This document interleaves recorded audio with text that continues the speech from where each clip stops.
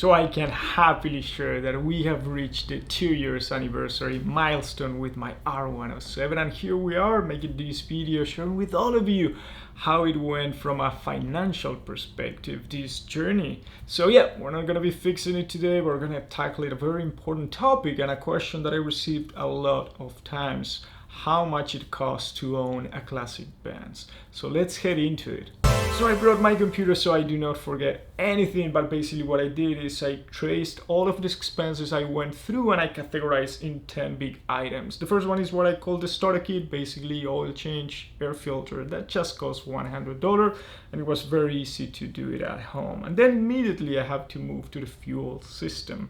I remember the first night, actually after we bought the car, I decided to surprise my wife, inviting her to a very nice dinner. We went to an Argentinian place. We have a really good steak with a good wine, and then when we tried to get back home, the car wouldn't start. So it started cranking, and the car was not actually turning on. So then after doing some research, I realized that the fuel accumulator was bad, and that was one of the reasons why the car was working properly when you start the car cold, but it was not working properly when you try to start a car at operating temperature. So I went through and I ended up changing fuel accumulator, fuel filter, and then I bought a cleaner that I put in the tank and basically helped me flush the entire fuel system. All of that was $180, and I say I was lucky because the fuel distributors in these old Classic Benz are extremely expensive to rebuild. In my case, it was working properly, so it was just those parts. Then moving to the other category, it was the transmission. In my case, the transmission was shifting, but it was kind of harsh. In each time the car was shifting gears, you will feel like a bump thing.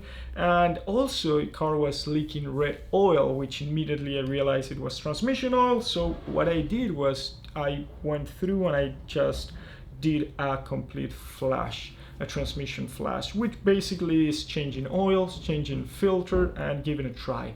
With that thing, the car went perfect. So I had no issues whatsoever with the clutch, not the transmission itself. It was below the minimum mark in the fluid, and basically I put just brand new fluid from Mercedes-Benz. This is specific oil, which is not cheap at all, it's quite expensive, but all in all, in parts, I spent $230. Then I moved to the ignition system, which in this case it composed by basically 8 spark plugs that I changed.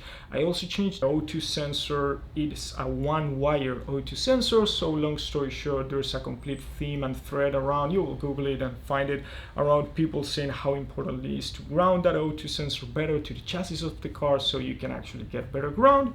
And all in all, I spent $70. Pretty cheap considering the amount of spark plugs that the car has. So the following was moving to the cooling system, and in my case I realized that the car was running a little bit hotter than what it should. It was in the mid 90s and should be in the mid 80s, considering that the 380 runs a little bit hotter than the 560, but I went forward and I replaced the fan clutch. Also, I took that opportunity to do a complete coolant flush, new Mercedes-Benz coolant, new thermostat, and some seals. All in all, I spent in that $135 just for parts. Moving into the engine perspective, I was quite lucky that the timing chain was already done. So the plastic guides, which are the things that will break in these Classic Benz and are the most sensitive ones that you need to be very aware of, and basically tackle that before it breaks, because if not it could be a catastrophe.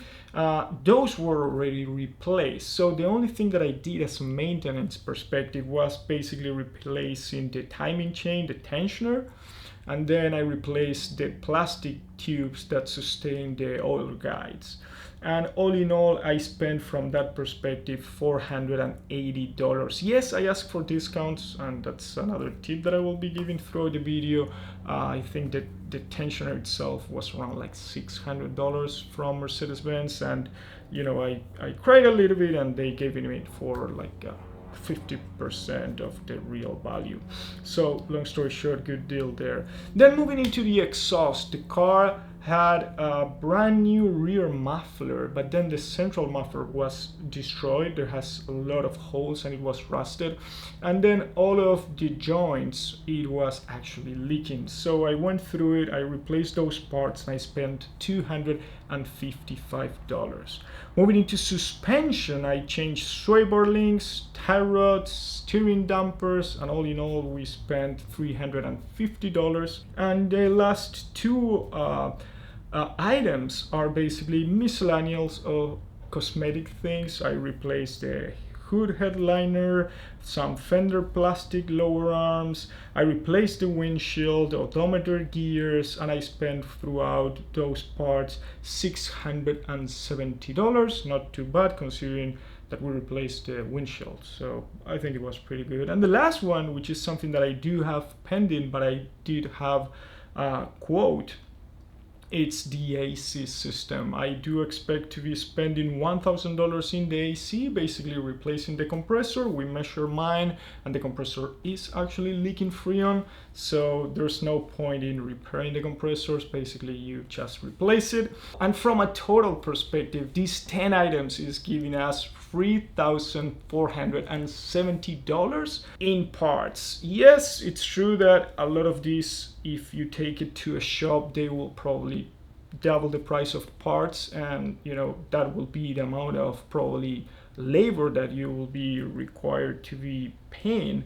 But the bottom line that I want to share with you is that if you think about a hobby, if you think about a classic car that you will bring up to life and keep using probably for a couple of years without big issues, because you're taking into consideration all the big maintenance stuff, I think it's quite cheap. And the last thing that I want to share with you is, depending of course in the country that you live, the payment that you will be doing within the insurance. In my case, it was an eye-opener. I used to pay $100 for my regular car, my daily car, even my wife's car. So we're talking about $100 range a month.